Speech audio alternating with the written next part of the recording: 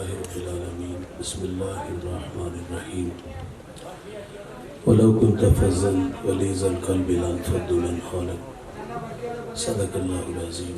دروشی پڑھیے گا. الصلاۃ والسلام علیکم یا رسول اللہ وعلی آلک واصحابک یا سیدی یا حبیب اللہ. حمد و ثنا کے بعد عزت و تکریم کے لائق اسٹیج کی زینت، مقتدر علماء، معزز محتشم حاضرین، السلام علیکم ورحمۃ اللہ. چند باتیں آپ کے گوش گزار کر کے گفتگو سمیٹ لوں گا. دعا ہے اللہ حق بیان کرنے کی توفیق عطا فرمائے.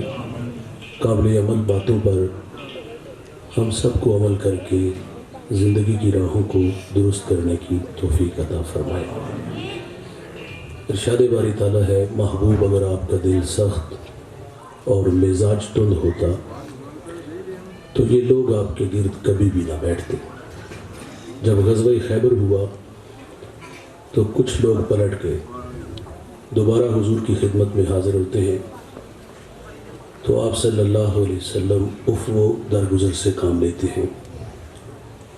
حاضرین مجلس، دین محبت سے پھیلا ہے، دین حسن اخلاق سے پھیلا ہے. ایک ہندو شاعر کہتا ہے، یہ لڑتے قبائل کو کس نے بتایا، محبت نہیں ہے تو کچھ بھی نہیں ہے. کائنات کی چمک، کائنات کی رونق، یہ سب محبت کے دم قدم سے ہے. کریم آقا صلی اللہ علیہ وسلم فرماتے ہیں، تم میں اچھا وہ ہے جس کا اخلاق اچھا ہے، اور وہ اچھا نہیں ہے جس کا اخلاق اچھا نہیں ہے. بارگاہ رسالت معاب صلی اللہ علیہ وسلم میں ایک خاتون کا تذکرہ کیا گیا کہ بندہ نواز صوم و صلاۃ کی پابند ہے، لیکن اس کی زبان کے فتنوں سے ہمسایہ محفوظ نہیں. تو فرمایا جہنمی ہے. میرے نبی فرماتے، گھر خریدنے سے پہلے ہمسایہ اور سفر کرنے سے پہلے ہم سفر دیکھ لیا کرو. ہمسایہ اچھا نہ ملے تو زندگی عذاب ہو جاتی ہے. اور آپ ان لوگوں سے پوچھ کے دیکھ لیں جو اس عذاب میں مبتلا ہیں. ہمسایہ صرف اتنا کہہ دینا کہ ڈیک کی آواز تھوڑی سی ہلکی کر دو، لجاجت سے کہا ہے، بھائی ترلا کیا ہے، توجہ دلائی ہے. تو آگے سے رویے بڑے تلخ آتے ہیں کہ گانا میرے گھر میں چل رہا ہے، تمہیں کیا تکلیف. اور پھر اباش لڑکوں کو لے کے مکان کی چھت پہ چڑھ جائے گا اور اس شریف آدمی کی بیٹیوں کو چھیڑے گا، آوازیں کسے گا. کبھی اس کے دروازے کے سامنے گندگی پھینک جائے گا، روڑے اٹکائے گا. تو اس لیے فرمایا، گھر خریدنے سے پہلے ہمسایہ. ہمسایہ میرے دوست دیوار کا ہے یا سرحد کا، یہ اچھا نہیں تو زندگی عذاب ہے. اور اگر کسی کو اچھا ہمسایہ میسر آ جائے تو یہ بہت بڑی دولت ہے. ابو حمزہ ایک بہت بڑے محدث گزرے ہیں، ان کے بارے میں مشہور تھا، لوگ کہتے تھے یہ نشہ بیچتے ہیں. وہ منشیات کا کام نہیں کرتے تھے، بلکہ جب وہ حدیث رسول بیان کرتے تو لوگوں پہ نشہ طاری ہو جاتا تھا. ابو حمزہ کا ہمسایہ اس کو بامر مجبوری مکان فروخت کرنا پڑ گیا، اور اس نے باہر لکھ کے لگا دیا کہ 2000 درہم میرے مکان کی قیمت اور 2000 درہم ابو حمزہ کی ہمسائیگی کا لوں گا.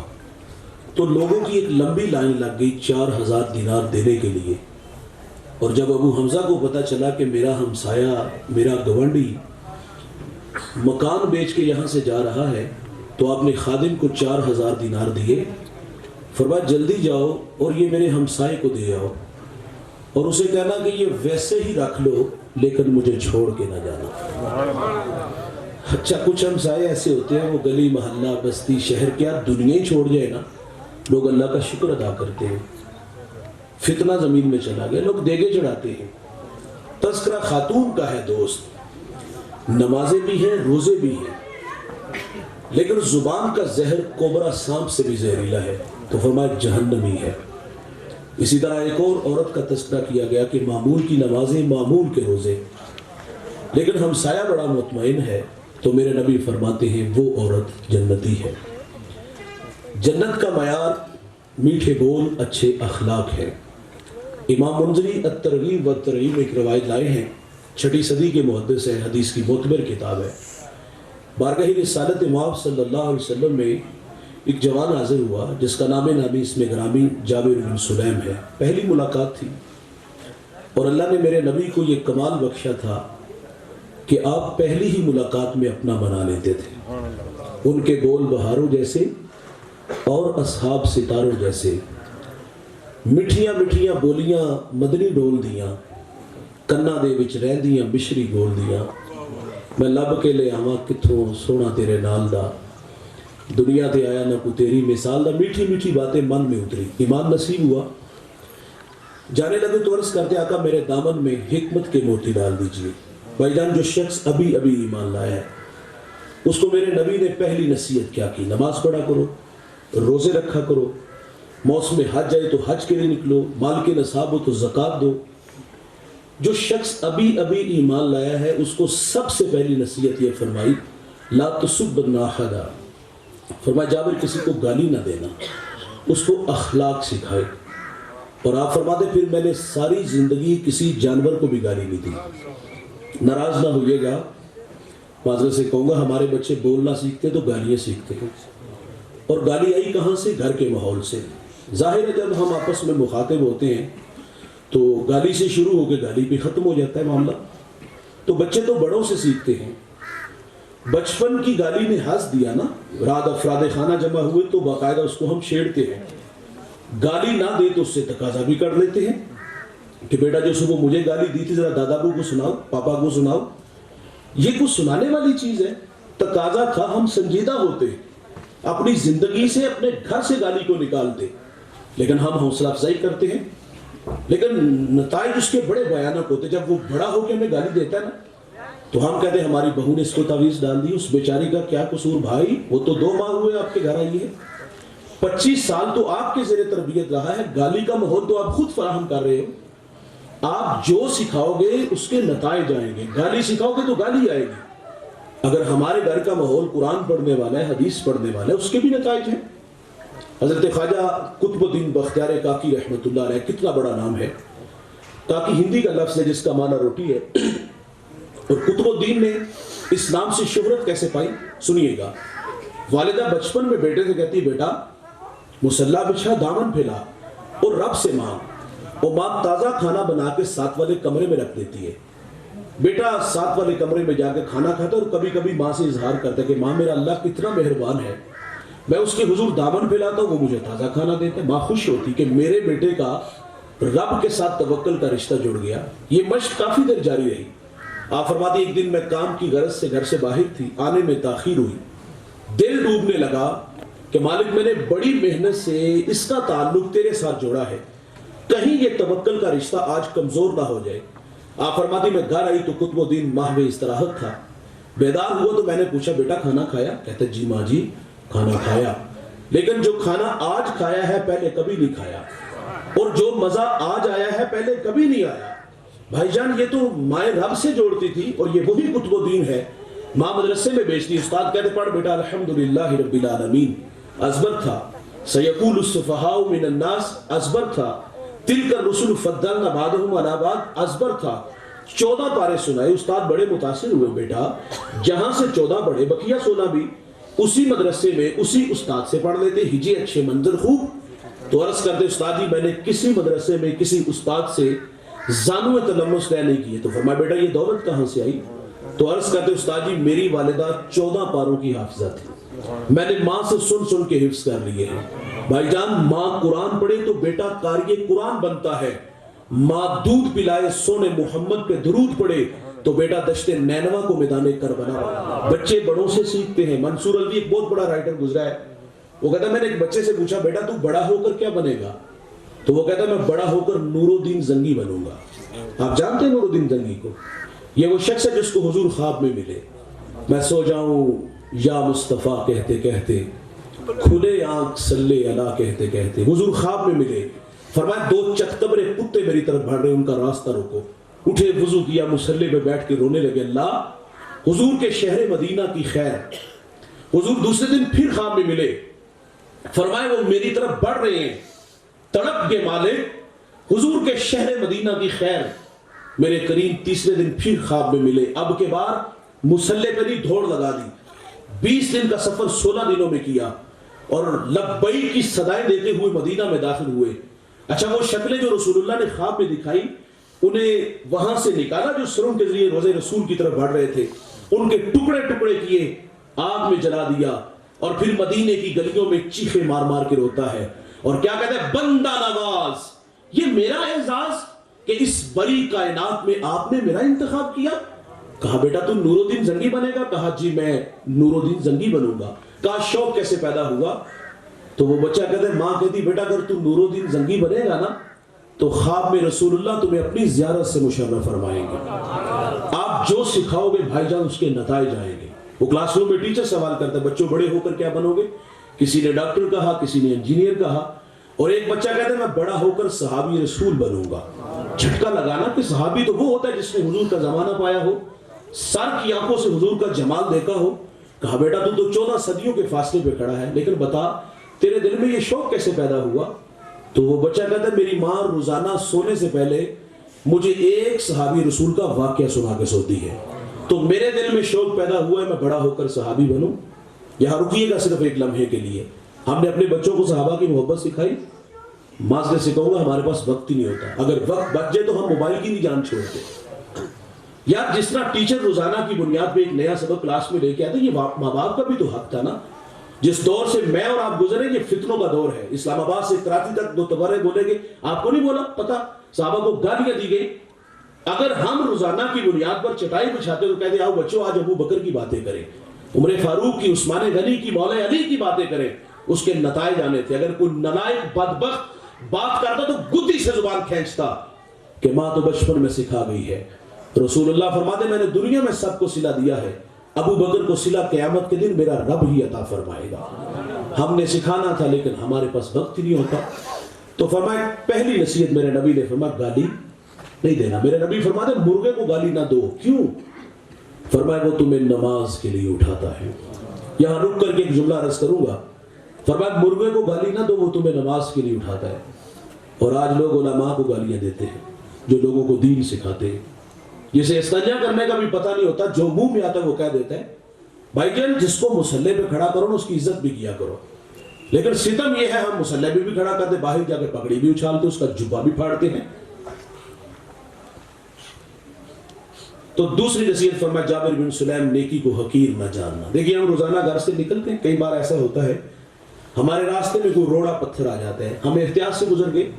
یار میرا کہنا ہے یہ احساس کیوں نہیں روکتا کہ میرے بعد کوئی میرا مومن بھائی اس راستے سے گزرے گا تو کہیں بے خبری میں اس پتھر سے الجھ نہ جائے. تقاضا تو اس کو اٹھا کے سائڈ پہ رکھ دیتے. ایک تو گزر گئے, اور دوسرا ہمارے پیش نظر یہ بھی ہوتا ہے کہ اجر کی ہوئے گا. اللہ کی رحمت بندے کو بخشنے کے بہانے ڈھونڈتی ہے. ایک بہت بڑے محدث دنیا سے چلے گئے, کسی کو خواب میں ملے, پوچھا حضرت سناؤ قبر میں کیسے ہو؟ کہا الحمدللہ قبر جنت کا باغ ہے. پوچھا کون سا عمل آپ کی بخشش کا سبب بنا؟ فرماتے ایک دفعہ حدیث لکھنے بیٹھا, سیاہی میں قلم ڈبویا, باہر نکالا, لکھنے لگا کہ اس پہ مکھی آ کے بیٹھ گئی. فرماتے اس خیال سے قلم کو روک لیا کہ یہ مخلوق خدا ہے, پیٹ کی پیاس بجھا لے میں پھر لکھ لوں گا. کہتے اللہ کو میری یہ ادا پسند آئی, اللہ نے میری مغفرت فرما دی. ایک نصیحت فرمائی جابر بن سلیم, جس سے بھی ملو تو خندہ پیشانی سے ملو. ہم سٹیٹس کو باہر رکھتے ہیں معذرت سے. غریب آدمی ٹائم لینے آ جائے تو ٹائم نہیں دیتے, مسئلہ پوچھنے آ جائے تو مسئلہ نہیں بتاتے. بہاول نگر سے, چیچا وطنی سے, ملتان سے, اسلام آباد سے, پشاور سے 500,000 کلومیٹر کا سفر کر کے آیا, نظر انداز ہوا. کیوں؟ دینے کے لیے نظرانہ نہیں, یا حیو یا قیوم کے وظیفے میں لگا دیا. اور تھوڑی دیر بعد کلف لگے کپڑوں میں آگے پیچھے خدام, اور وہ سیدھا اندر, اور اندر سے آواز آئی کہ آپ پیغام بھیجتے تو میں خود ہی آ جاتا. باہر جو بیٹھا وظیفے میں مشغول تھا, مجھے بتائیے گا اس کے دل پہ کیا گزری ہوگی. یہ رویے ہمارے ہوئے تو لوگوں کو دین کہاں سے ملے گا؟ میں آپ لوگوں سے بھی مخاطب ہوں, بھائی آپ اپنے ملازم سے اس طرح بات کیا کرو جس طرح اپنے بیٹے سے بات کرتے ہو. واصف علی واصف کہتے ہیں اپنے ماتحت کے ساتھ حسن سلوک یہ ہے کہ اسے اپنا ماتحت ہی نہ سمجھو. اور ایک جملہ لیجیے گا واصف علی واصف کا, فرماتے بڑا آدمی وہ ہوتا ہے, ایک معیار آپ نے میں نے مقرر کیا. ہم سمجھتے جس کے پاس دوڑ کی گاڑیاں, فلک بوس عمارتیں, بنگلے, پلازے ہوں وہ بڑا ہوتا ہے. یار کبھی انسان دولت سے بھی بڑا ہوتا ہے. دولت تو اللہ کی تقسیم ہے, کسی کو اللہ نے زیادہ دے دی, کسی کو تھوڑی دے دی، جس کے تھوڑی دی اس کے لیے بھی امتحان، جس کو زیادہ دی اس کے لیے بھی آزمائش۔ دولت سے انسان بڑا نہیں ہوتا بھائی، یہ معیارات ہمارے ہیں۔ میاں صاحب تو ایک جگہ تنقید کرتے، وہ کہتے بے وقوفاں دے نوکر ویکھے دانش مند سیانے، دولت سے انسان بڑا نہیں ہوتا بھائی۔ واصف علی واصف کہتے بڑا آدمی وہ ہوتا ہے جس کی صحبت میں بیٹھنے والے لوگ خود کو چھوٹا نہ محسوس کریں۔ میرا تعلق ایک دیہات سے ہے، ہمارے دیہاتوں میں نا رویے بڑے تلخ ہوتے ہیں، وہ کہتے ہیں اوقات اچ رکھ۔ اوقات کس چیز کا نام ہے؟ ہم نے دولت کو معیار بنایا، یہ رویے ہیں۔ اور ہمارے دیہاتوں میں کچھ لوگوں کی گردن میں سریانی گارڈر ہوتا ہے اور وہ سارا دن اسی نشے میں گھومتے پھرتے کہ لوگ ہمیں بڑھ بڑھ کے سلام کریں۔ کچھ لوگ طبیعتوں میں بے نیازی رکھتے ہیں اور رکھنی بھی چاہیے، اور ایسے لوگوں کے لیے ہونی بھی چاہیے۔ وہ بے نیازی سے گزر جائے نا، گزرنا ان سے برداشت نہیں ہوتا، اور پھر پوچھتے ہیں کدام ہونا ہے، جس کا بھی تھا بھائی خود سلام کر لو۔ عزت مانگنے سے عزت ملتی ہے۔ آپ اپنی اولاد کی عزت نہیں کرو گے، آپ کی اولاد عزت نہیں کرے گی۔ عزت دینے سے بھائی عزت ملتی ہے۔ میرے ٹیچر کہتے ہیں مٹی جے نہ مٹی تے رہی مٹی، مٹی مٹی تے راہ نجات بن گئی، ہستی ہیٹ رہ گئی یاد باقی، پیار کسے دا درد سوغات بن گئی۔ عزت مانگنے سے نہیں دوست، عزت دینے سے عزت ملتی ہے۔ ایک بہت بڑا مذہبی اسکالر دسترخوان پہ بیٹھ کے کھانا کھا رہا تھا، باہر ایک جھاڑو دے رہا ہے، کہا بیٹا کھانا کھا لو، نظر اٹھائی کانوں کو دھوکا لگا۔ کون غریبوں کو منہ لگاتا ہے؟ وہ بھائی غریب بھائی ہو تو بھائی منہ نہیں لگاتا، غریب بہن ہو تو بھائی منہ نہیں لگاتا۔ اچھا غریب بہن تو بھائی سے رشتہ لینے آ جائے تو بھائی کے تیور دیکھنے والے ہوتے، وہ کہتے تیری جرت کی میں ہوئی، تو اپنی اوقات سے ہوئے، تو میری بیٹی کو 2 وقت کا کھانا نہیں دے سکتی، معذرت سے بھائی رازق ہم ہیں۔ بہنیں ولی بنا دیتی ہیں، بہنیں ماں کا روپ ہوتی ہیں دوست۔ تو خیر وہ جاروب نظر اٹھائی، کانوں کا دھوکا لگا، پھر کام میں مصروف ہو گیا، پھر آوازیں بیٹا کھانا کھا لو۔ ششتر ہو کے کہتا ہے مجھے کہا ہاں آپ سے کہہ رہا ہوں کھانا کھا لو۔ اس نے جھاڑو وہاں رکھا، دوڑ لگا دی، تھوڑی دیر بعد واپس آیا، اس کے ساتھ اس کے بیوی بچے تھے۔ وہ کہتا حضرت کھانا بعد میں کھائیں گے، ہم عیسائی ہیں، ہمیں محمد عربی کا غلام بنا دیجئے۔ یار اسلام پہ 3 گھنٹے کا لیکچر نہیں، دلائل نہیں، صرف 2 میٹھے بول ہے پتر کھانا کھا لے، خالی دامن ایمان سے بھر رہا ہے۔ ہمارا کہنا ہے کبھی کبھی ملازم کے ساتھ بیٹھ کے چائے پیا کرو، گپ شپ لگایا کرو، مشورہ مانگا کرو یار۔ عزت دو گے تو عزت ملے گی۔ میرے قریب آقا صلی اللہ علیہ وسلم عیدگاہ کی طرف تشریف لے جا رہے ہیں، سرے راہ کھلا میدان آیا، بچے عید کی خوشیوں میں مصروف تھے کہ ایک جانب کیا دیکھا گیا کہ ایک بچہ تان پہ پیرہن پھٹا، آنکھوں میں آنسو ہے۔ حضور گزرے کے قدم رک گئے، فرمایا بیٹا آپ کیوں رو رہے ہو؟ شاید کہ حضور کو پہچان نہ سکا۔ عرض کرتے فلاں غزوے میں میرے والد حضور پیش فرماتے بیٹا کیا تو اس بات پہ راضی نہیں کہ محمد تیرے باپ لگے، عائشہ تیری ماں لگے، فاطمہ تیری بہن لگے، علی چچا لگے، حسن و حسین تیرے بھائی لگے۔ وہ بچہ کہتا اگر یہ رشتے میرے ہیں تو مجھے اور کیا چاہیے؟ حضور اس بچے کو فرمایا ایسے یہ سارے رشتے تیرے ہوئے، اس کو گھر لے آئے، اس کو کھانا لباس دیا، انگلی تھامی اور عیدگاہ کی طرف تشریف لے آئے۔ سرے راہ جب کھلا میدان آیا نا تو بچے پھٹی نگاہوں سے دیکھ کے کہتے ہیں بھائی ابھی تو رو رہے تھے، اب فخر سے کہتا ہے بھوکا تھا کھانا ملا، ننگا تھا لباس ملا، یتیم تھا ابو جی محمد ملے، عائشہ ماں ملی، فاطمہ بہن ملی، علی چچا ملے، حسن و حسین بھائی ملے۔ وہ کہتا ہے اب بھی میں رہوں، یہ ہے اخلاق، یہ ہے دین۔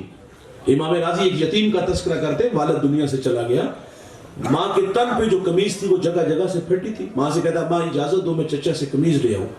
ماں نے کہا بیٹا تو عرب کی روایت سے واقف نہیں، قمیض نہیں دے گا دھکے دے گا۔ ماں سے محبت میں الجھا، رخصت ملی، اور ماں جانتی تھی کہ اس کے ساتھ اس کا چچا کیا سلوک کرے گا۔ خیر اس نے جا کے دستک دی اندر سے، چچا نہیں، چچا کے بیٹے آئے، ان سے باتیں کرنے لگا، کیا کہا ہوگا چلو باہر کھیلنے۔ کل کا کوئی پروگرام بنانے گیا تھا، وہ کیا کسی مفکر نے کہا تھا کہ غریب کی جوانی جنگل کا پھول اور سردیوں کی چاندنی یوں ہی بیکار جاتی ہے۔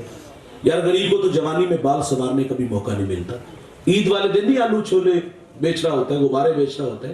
یہی کہا ہوگا نا کہ تمہاری چچی کے تن پہ قمیض جگہ جگہ سے پھٹی ہے اور میں سوالی بن کے آیا ہوں، مجھے قمیض دے دو، یہ باتیں ہو رہی ہیں۔ اتنے میں چچا آ گیا، اپنی دہلیز پہ یتیم بھتیجے کو دیکھا تو کیا بچھڑا بھائی یاد آیا، کیا آنکھیں نمناک ہوئی، دل میں کوئی گداز اترا، شفقت کے بازو پھیلے۔ ہم نے پڑھا ہے دوست، اس نے عرب کی روایت نہیں توڑی، اس نے اپنے بچوں کو پچھلے کمرے میں بھیجا اور اس یتیم کو دھکا دیتی ہوں کہتا ہے منحوس پلٹ جا، کہیں تیری نحوست کی وجہ سے میرے بچے یتیم نہ ہو جائیں۔ آپ گینا دل ٹوٹ گیا، آنکھوں سے آنسو بہ نکلے۔ میرے نبی فرماتے جب یتیم روتا ہے تو اللہ کا عرش بھی کانپ اٹھتا ہے۔ وہ دکھتا ہوا دل لے کے واپس پلٹا، سر راہ حضور کے غلام سے ملاقات ہوئی۔ کہا پتر کس نے رلایا؟ کہا مجھے عرب کی تلخ ہواؤں نے رلا دیا، یتیم ہوں، چچا سے پھینٹی کھا کے آیا ہوں۔ کہا گھبراؤ نہیں بیٹے، وہ آ گیا ہے اس دنیا میں جو دکھیوں کے دکھ بانٹتا ہے، جو بے سہاروں کو سہارا دیتا ہے۔ وہ نبیوں میں رحمت لقب پانے والا، مرادیں غریبوں کی بھر لانے والا، وہ اپنے پراؤں کا غم کھانے والا، مصیبت میں غیروں کے کام آنے والا۔ کہا میرے نبی حرم میں جلوہ فراز ہے، جب بیٹا جو مانگو گے وہ عطا کریں گے۔ یہ گھر آیا، ماں نے کہا تجھے منع کیا تھا۔ کہا ماں تو سچ کہتی، یہ معاشرہ بڑا بے رحم معاشرہ ہے، یہ یتیموں کو دھکے دیتے ہیں۔ کہا ماں مجھے راستے میں ایک شخص ملا اور ایک شخصیت کے بارے میں بتایا کہ وہ جھڑکتے نہیں، جو مانگو عطا کرتے ہیں۔ کہا کون ہے وہ؟ کہا زمانہ اس کو محمد صلی اللہ علیہ وسلم کے نام سے جانتے ہیں۔ ماں چونک سی گئی، کہا نہیں جانے دوں گی۔ کہا کیوں نہیں جانے دو گی؟ کہا سنا ہے پتر جو اس سے ملتا ہے وہ اپنی باتیں بھول جاتا ہے اور اس کے دین دھرم کو قبول کرتا ہے۔ اس نے کہا ماں قمیض لے لیا، دے دیں گے ٹھیک، نہیں تو لوٹ آؤں گا۔ یہ حضور کی خدمت میں حاضر ہوا۔ میرے نبی حرم میں جلوہ فراز ہے۔ بھائی جان مانگنے کے کچھ آداب ہوتے ہیں نا، کیا کچھ نہیں ہمیں کہتے۔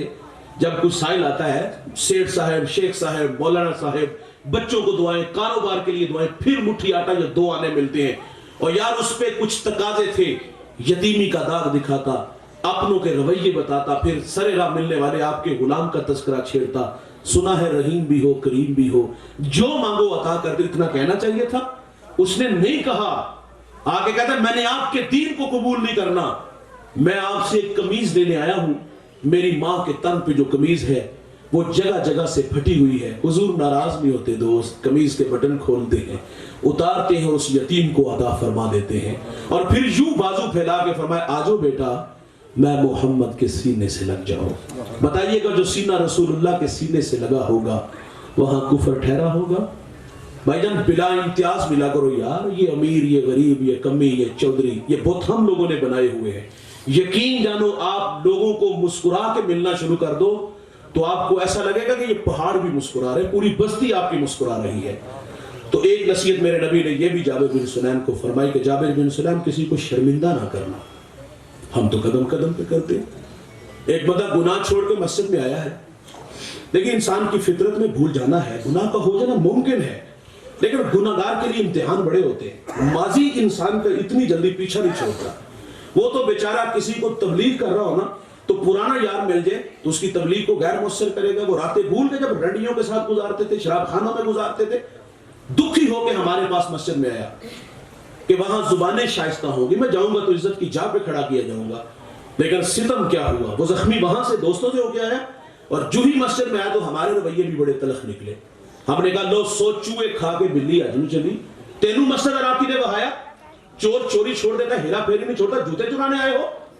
وہ بھی کہتا ہے اللہ اب جاؤں تو کہاں جاؤں، نہ پرانے یار جینے دیتے ہیں، نہ مسجد کے نمازی جینے دیتے ہیں۔ اور میرے بھائی جب اللہ معاف کر دیتا ہے یار، ہم کیوں نہیں کرتے؟ کیا سورج مغرب سے طلوع ہو گیا؟ کیا توبہ کا در بند ہو گیا؟ او بھائی توبہ کا در بند نہیں ہو، مجرم کتنا ہی بڑا کیوں نہ ہو، صرف یوں ہاتھ جوڑ کے کہہ دے کہ اللہ آج کے بعد گناہ نہیں کروں گا، اللہ اس کے گناہ کو لوح محفوظ سے مٹا دیتا ہے۔ یار بنی اسرائیل میں ایک نوجوان تھا جس کا نام کفل ہے۔ کفل کسی شریف آدمی کا نام نہیں، بہت بڑا بدماش ہے، اور اس کی بدماشی کیا ہے، وہ غریبوں کی بیٹیوں کو لوٹتا تھا۔ ایک دفعہ اس نے 60 دینار میں کسی مجبور بیٹی کو خریدا، خلوت میں اس کے پاس گیا، دیکھا تو وہ رو رہی تھی۔ کفل سمجھتا تھا میرے پہلو میں آنے والی ہر بیٹی بے غیرت ہوتی ہے، لیکن یہاں برستے آنسو دیکھے قدم رک گئے۔ کہا کیوں رو رہی ہو؟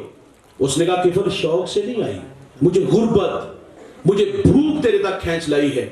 یہاں رک کر کے ایک جملہ رس کروں گا، جب مالدار لوگ، جب سرمایہ دار لوگ، جب وڈیرے لوگ غریبوں کا حق نہیں نہ دیتے تو پھر غریبوں کی بیٹیاں نیلام ہو جاتی ہیں۔ یہ ڈائمنڈ منڈیاں، یہ بازار حسن، یہ کوٹھے کنجریاں اس وقت بنتی ہیں جب ہم ان کا حق نہیں دیتے۔ آج فخر سے نہیں کہتے بہت بڑا جگیردار، بہت بڑا زمیندار، تجوریاں خزانوں سے بھری، ان کے منہ بھی کھولے، پیسہ پانی کی طرح بہایا، اور معاشرے میں ہم دریا دل مشہور ہوئے، لیکن کہاں دولت لٹائی؟ ہمارے دیہاتوں میں میلے ٹھیلے کا ماحول ہوتا ہے، کتوں کی لڑائی پہ 50,000 دے دیا، کرکٹ میچ پہ 1 لاکھ کا انعام دے دیا۔ جہاں نفس کو حظ ملی ہم نے دولت کا منہ وہاں کھولا، اور یار جہاں دولت لٹانے سے اللہ راضی ہوتا ہے، اس کی رحمتیں برستی ہیں۔ وہاں غفلت کی پٹی. وہ کیا کسی شاعر نے کہا تھا, دیکھا ہے میں نے شہر میں کوڑے کے ڈھیر پر 2 بچے لڑ رہے تھے فقط ایک بیر پر, فصلوں کو کاٹتے کچھ ٹوٹی چوڑیاں, کچھ بک گئی ہیں دوستوں گندم کے سیر پر, اور گندم امیر شہر کی ہوتی رہی خراب, بیٹی مگر غریب کی فاقوں سے مر گئی. اور محسن نقوی کہتا ہے محسن یہ غریب لوگ بھی تنکوں کا ڈھیر ہوا کرتے ہیں, کبھی پانی میں بہ گئے کبھی ملبے میں دب گئے. اللہ نے دولت سے نوازا ہے تو ہجڑوں پہ کیوں, اللہ نے دولت سے نوازا ہے تو کتوں کی لڑائی پہ کیوں. اور یار ہمارے معاشرے میں پھیلے ہوئے دکھ ہمیں نظر نہ آئے, یار ہماری اپنی ہی دیوار کے متصل ہمارے غریب بھائی کا گھر اور کچی دیواروں سے چیخوں کی آوازیں سنائی دیتی ہیں. صفا کتنے ہو گئے شاید کے سینے میں دل نہیں, ہم پتھر رکھتے ہیں. اللہ نے دولت سے نوازا تو اپنے دکھی بھائی پہ لٹا دو. اور آپ کی اس بستی میں کتنے گھر ایسے ہیں یار جہاں چراغ نہیں جلتے, کتنی بیٹیاں ایسی ہیں یار جو گھروں میں اس لیے بوڑھی ہوگی کہ اس کے بوڑھے باپ کے پاس دینے کے لیے جہیز کا سامان نہیں. اور اللہ نے دولت سے نوازا ہے تو یار ان دکھیوں پہ لٹا دو, مجبوروں پہ لٹا دو, اپنے بھائیوں پہ لٹا دو, اللہ کی رحمتوں کے مستحق ٹھہرو گے یار. یہ کمالیے کی خبر ہے, آج سے تقریباً 1.5 اشرا پہلا میری نظر سے بھی یہ نوائے وقت میں خبر چھپی تھی, نظر سے گزری. ایک بوڑھا اپنی بیٹی کو تعلیم کی دولت سے راستہ کرتا ہے, بیٹی بالغہ ہوئی تو ایک رشتہ ملا, ادھر سے بارات آ رہی ہے, ادھر بیٹی والے تیاریوں میں تھے. ہمسائیگی میں سے کسی نے شرارت کی کہ جس کے گھر میں آ رہے ہیں وہ اپنی بیٹی کو چند جوڑوں کے سوا کچھ بھی نہیں دے سکتا. بارات وہیں سے واپس چلے گئے. بتائیے گا دوست جو کچوں کے زخم اس بیٹی کے دل پہ لگے اس کا مداوع کس نے کرنا تھا؟ بوڑھے باپ کی کمر ٹوٹ نہیں گئی, چاندی اتر آئی بیٹیوں کے بالوں میں. مفلس کو پھر امید ہے کہ بارات آئے گی اور کتاب زیست کا ایک اور باب بیت گیا, جہیز بن نہ سکا اور شباب بیت گیا. اللہ نے نوازا ہے تو یار ان دکھیوں پہ لٹا دو نا بھائی. ہمارے گجرا والا دھلا چوک پہ بوڑھا دن دہاڑے آٹے کا تھیلا اٹھاتا دوڑ لگاتا, نحیف تھا, 2 قدم چلا, لوگوں نے پکڑا اور خوب زد و کوب کیا. بعد میں سوال کیا وہ بوڑھے جرت کیوں کی, کچھ زخم سینے پہ اور کچھ لوگوں نے مارا تھا. وہ کہتا ہے 1 ہفتہ ہو گیا اس چوک میں آگے کھڑا ہوتا ہوں مزدوری کے لیے. لوگ بوڑھا سمجھ کے چھوڑ کے چلے جاتے ہیں. روزانہ خالی ڈبہ جب گھر لے جاتا ہوں قدم بوجھل ہوتے ہیں, بچے سوالیہ نظروں سے دیکھتے چوری کرنے پہ آمادہ ہو گیا. اچھا وہ بوڑھا مر جاتا نا غربت کی زندگی تو محلے سے سخی بڑے نکل, جی کفن کا انتظام ہماری طرف سے. سیٹھ صاحب کہاں تھے جب وہ پیوان لگے کپڑے پہنتا تھا, دولت کا قد بڑا ہوتا یہ بولے نظر آئے. آج مرنے کے بعد چٹا لباس لے آئے اور زندگی میں دو نہیں یار. پھر رشتہ دار بھی جمع ہو جاتے, یہ چچا تائے بھائی سب آ جاتے, جی کل 10واں 40ویں کی روٹی ہم بنائیں گے. معذرت سے کہوں گا میرا لہجہ تھوڑا سا تلخ ہو گیا. وہ اقبال نے کہا تھا کہ چمن میں تلخ نوائی میری گوارا کر, کہ زہر بھی کرتا ہے کبھی کار تریاکی, کڑوی کسیلی قبول کیجئے گا سچا کی دے پامبڑ وچنے نے. آج مرنے کے بعد چچا بھی آ گیا, تایا بھی آ گیا, بھائی بھی آ گئے, رشتہ دار بھی آ گئے, اور کل 10ویں 40ویں کی روٹیاں پکانے لگے. داور محشر جو قیامت کا منصف ہے یہ روٹیاں ہمارے منہوں پہ مارے گا. جب نوالے کو ترس رہے تھے, کہاں تھا بھائی, کہاں تھا چچا, کہاں تھا یہ تایا, آج مرنے کے بعد ہی ہم نے روٹی کھلانی ہے. آپ دیکھتے ہیں جب جنازہ اٹھتا ہے نا, جو سب سے آخر پہ ہوتا ہے نا, اس کی بھی کوشش ہوتی ہے میں آگے بڑھ کے چارپائی کو کندھا دوں. اور آج مردے کو سہارا دینے آئے ہو یار, کاش کے زندہ کو بھی دیتے نا یار. تو خیر کفن کے پہلو میں وہ تڑپتی بیٹی بازاری نہیں تھی, جسم فروش نہیں تھی یار, بھوک غربت کھینچ لائی. یہ ایک جملہ کفل کی ہدایت کا سبب بنا. دل کے آئینے پہ چوٹ لگی, کفل رویا اور کہہ رہا بہن معاف کر دے, تو جس عزت سے آئی ہے اسی عزت سے واپس گھر چلی جا, میں بڑا ہی کتا انسان ہوں, اللہ مجھے معاف کر دے. وہ بیٹی گھر چلی گئی, ادھر تقدیر کا قلم چل گیا. اسی رات کفل کو موت آ گئی. صبح ہوئی تو زمانے نے کفل کی دیوار پہ یہ لکھا ہوا پڑا تھا کہ اللہ نے کفل کو معاف کر دیا ہے. آج سابی نے کھلے, جب اللہ معاف کر دیتا تو ہم کیوں نہیں معاف کرتے بھائی. ایک گناہ چھوڑ کے مسجد میں آیا یار, اس کی پیشانی میں سجدوں کا نور, آنکھوں پر حیا کے پہرے, کانوں میں قرآن کے نغمے, لبوں پر سونے محمد کے ترانے آئے ہیں یار. وہ برے دوست چھوڑ کے آیا, بری مجالس چھوڑ کے آیا ہے یار, وہ اللہ کے گھر میں آیا, تم عزت دو, لیکن ہم نے ذلیل کر کے نکال دیا. اور مسجدوں کی حالت آپ لوگوں کے سامنے, کنال میں مسجد, کنال کی مسجد ہوتی ہے, 10 نمازی نہیں ملتے.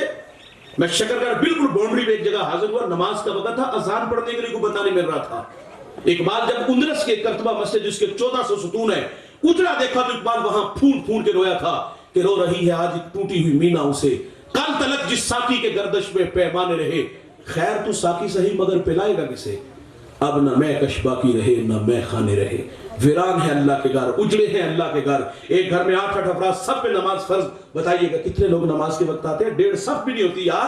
آنے والوں کو عزت دو، لیکن ہم نے ذلیل کر کے مسجد سے نکال دیا۔ یہ تو ہے مسجد کا ماحول۔ اور آپ نے کبھی گھروں کا ماحول دیکھا؟ معذرت سے بالخصوص یہ جو سسرال کا معاشرہ ہے، یہ تو انتہائی ظالم معاشرہ ہے۔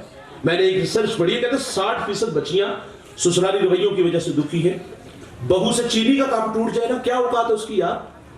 جو گھر میں تماشا لگتا ہے وہ آپ لوگ بھی دیکھتے ہو کہ گھر سے لائی ہوتی تو تجھے قدر ہوتی۔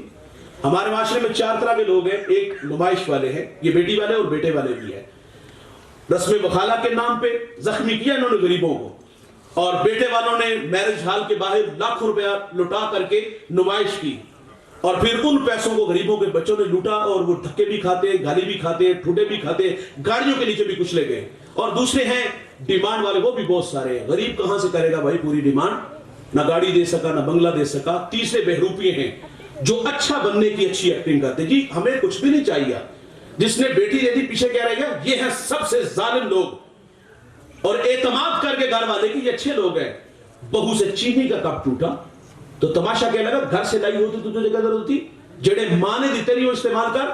اچھا اگر کسی بات پہ بات بڑھ جائے نا تو ہم کہتے ہیں بلاوے دے پچھلے آنو، یار پچھلے کون سا ڈنڈے سوٹے لے کے آتے ہیں، بوڑھی ماں چادر اور بڑا باپ پگڑی رکھ دیتا ہے۔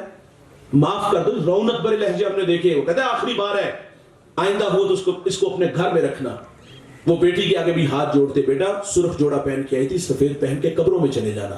حسرت بری نگاہوں سے دیکھتی ہے، کبھی تو گھر کی رونق تھی، جگر کا ٹکڑا تھا، 2 وقت کا کھانا نہیں ملے گا، رہنے کو چارپائی نہیں ملے گی۔ بیٹی کو سمجھا کے جاتے اگر تو طلاق لے کے آگے تو تیری 2 بہنیں گھر میں بیٹھی ہیں، کون رشتہ دیکھنے آئے گا؟ مارے بھی کھاتی ہے، دکھ بھی سہتی ہے، اگر کوئی زخم سسرال سے ملے تو بہانہ بھی بنا لیتی ہے، سیڑھیوں سے گری ہوں اور دکھ سہ سہ کی قبروں میں چلی جاتی ہے۔ اچھا کچھ بیٹیاں ایسی ہوتی ہیں جن کے ہاں اولاد نہیں ہوتی۔ اولاد کون دیتا ہے دوست؟ اللہ دیتا ہے نا۔ ہم نے بے اولاد عورتوں کا حشر سسرال میں جانوروں سے بدتر دیکھا ہے، ان کے نوالے بھی گنے جاتے ہیں۔ اور جوان کہتے تو میری وجہ تو رہے، اس میں کوئی شک نہیں، تیری خاطر ماں باپ بہن بھائی سہیلیاں چھوڑ کے آئیے۔ اور وہ کہہ رہے ہیں گھر والوں نے تو دھمکی دی ہو، گھر والوں نے کہا ہوا کہ اس کو طلاق دو، ہم تیرے لیے لڑکیوں کی لائن لگا دیں، یہ گڈی گڈے کا کھیل ہے یار، ٹشو جیسے یوز کیا اور استعمال جو نے پھینک دیا۔ اور یہ امتحان ہماری بہن بیٹی کے ساتھ نہیں ہو سکتا؟ اولاد نہ ہو تو نہیں جینے دیتے، اور اگر اولاد ہو تو صرف بیٹیاں ہو تو پھر بھی نہیں جینے دیتے۔ مجھے فیصل عباس سے ایک بڑھیا نے کال کی، مولوی صاحب دعا کرو اللہ میری بیٹی کو بیٹا دے۔ میں نے کہا ماں پہلے اولاد نہیں، کہتی 4 بیٹیاں۔ میں نے کہا بیٹیاں رحمت ہوتی ہیں، بیٹیاں تو باپ کے جنازے کی رونق ہوتی ہیں۔ مجھے کہتے انہوں نے دھمکی دی ہوئی ہے اگر بیٹا نہ ہوا تو اس کو اپنے گھر میں رکھنا۔ بہت ساری تو عورتوں کو طلاق کے اس وجہ سے نہیں، اس کے ہاں بیٹیاں زیادہ ہوتی ہیں۔ وہ میاں والی کا صفاق باپ بھول گیا جس نے 7 دن کی ننھی کلی کو گولیوں سے اڑا دیا؟ کیا جرم تھا اس کا یار؟ وہ بیٹی تھی اس لیے۔